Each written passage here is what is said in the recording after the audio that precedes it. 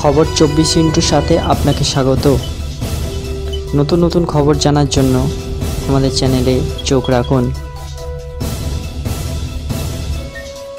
নমস্কার, খবর 24/7 আপনাদের স্বাগত। পৃথিবীর বাইরে জীবনের সন্ধানে আজকে আমাদের এই বিশেষ প্রতিবেদন।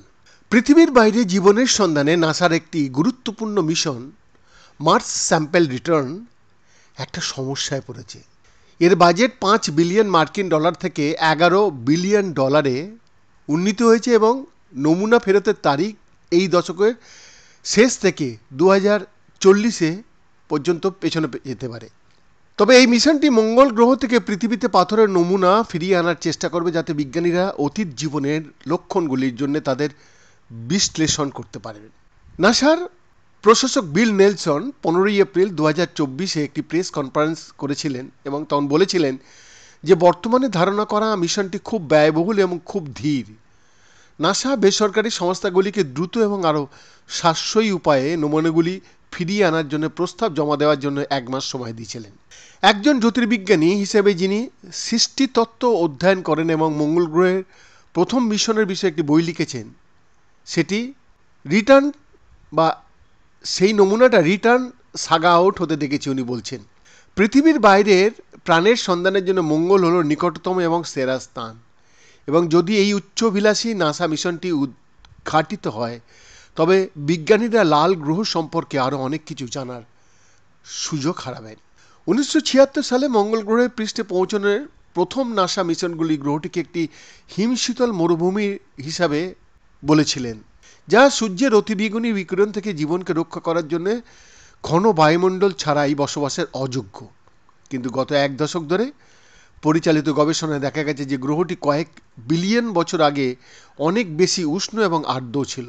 কৌতূহল এবং অধ্যবসায়ের রোভারগুলি প্রত্যেকেই দেখিয়েছে যে গ্রহের প্রাথমিক পরিবেশ মাইক্রোবায়াল জীবনের জন্য উপযুক্ত ছিল।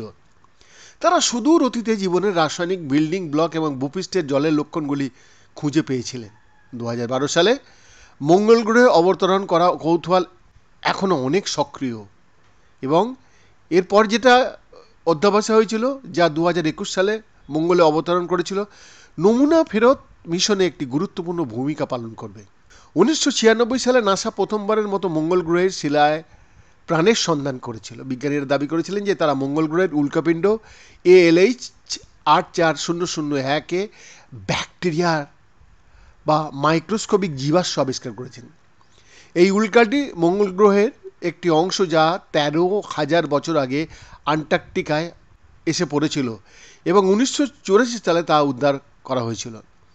বিজ্ঞানীরা এই উল্কাপিণ্ডটি সত্যিই জীববিজ্ঞানকে কোনো সাহায্য করতে পেরেছিল কিনা তা নিয়ে দ্বিমত পোষণ করেছিলেন, এবং আজ বেশিরভাগ বিজ্ঞানী সম্মত হন যে শিলাটিতে জীবাশ্ম রয়েছে তা বলার মতো যথেষ্ট প্রমাণ কিন্তু নেই। গত 40 বছরে পৃথিবীতে কয়েক শত মঙ্গল গ্রহের উল্কা পাওয়া গেছে। এগুলির বিনামূল্যের নমুনা যা পৃথিবীতে পড়েছিল, তাই তাদের অধ্যয়ন করা স্বজ্ঞাত বলে মনে হতে পারে। তবে বিজ্ঞানীরা উল্কাগুলির উৎপত্তি কোথায়, এছাড়াও তারা কোন প্রভাবের দ্বারা গ্রহের পৃষ্ঠ থেকে বিস্ফোরিত হয়েছিল এবং সেই হিংসাত্মক ঘটনাগুলি শিলায় জীবনের সূক্ষ্ম প্রমাণগুলিকে সহজেই ধ্বংস বা পরিবর্তন করতে পারে। অতীতে জীবনের জন্যে অতিথিপরায়ণ বলে পরিচিত একটি অঞ্চল থেকে নমুনা ফিরিয়ে আনার বিকল্প নেই। ফলস্বরূপ সংস্থাটি প্রতি আউন্স 700 মিলিয়ন মূল্যের ট্যাগের সম্মুখীন হচ্ছে, যা এই নমুনাগুলিকে এখনও পর্যন্ত সংগ্রহ করা সবচেয়ে ব্যয়বহুল উপাদান হিসেবে তৈরি করেছে।